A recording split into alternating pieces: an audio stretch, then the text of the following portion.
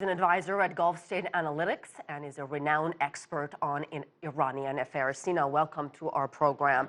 Let me begin with Iran's foreign minister and his reaction to the latest developments we've seen and to the U.S. reaction to what Iran did in terms of going over the limit in its enriched uranium program that goes beyond the deal.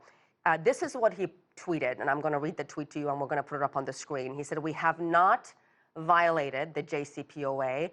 Paragraph 36 of the accord illustrates why. We triggered and exhausted paragraph 36 after U.S. withdrawal." He goes on to explain Iran's reasoning. He basically says Iran was exercising the right to respond to the U.S. walkout. Explain to us what he's talking about and whether this, in fact, is a violation. What he's referring to, I think, is the Article 36 of JCPOA, which stipulates that if one of the participants does not deliver on its commitments, the other side has the right to take the complaint to the Joint Commission and then take reciprocal measures to scale down on its commitments.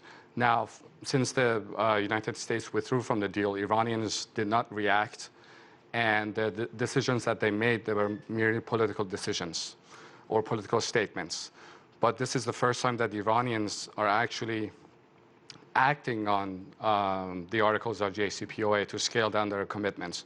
I do not believe it's a violation because what Iran is doing, as I said, it's going according to the JCPOA and what the JCPOA has prescribed when it was signed. All right, so, and we should also add, Tehran exceeding its limit on low-grade uranium enrichment. Does that by itself mean that Iran is ready to produce a nuclear weapon? No, not at all, because it's not just the fuel.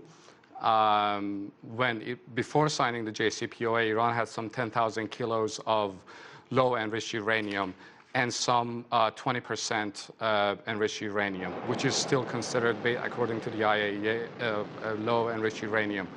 What Iran is doing now is basically the nuclear waivers that the U.S. did not issue. Iran is actually acting on them as a political measure to put pressure on the Europe, the E3, to deliver on its commitments. Right. So this by itself does not mean that Iran is pursuing a nuclear device because, again, as I said, you need centrifuges, you need the fuel and all that.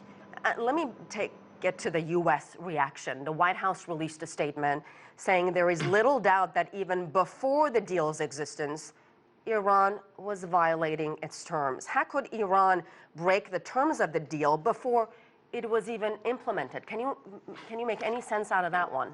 That's a good question for the person who issued this statement, because one cannot breach an agreement that it has not been signed yet.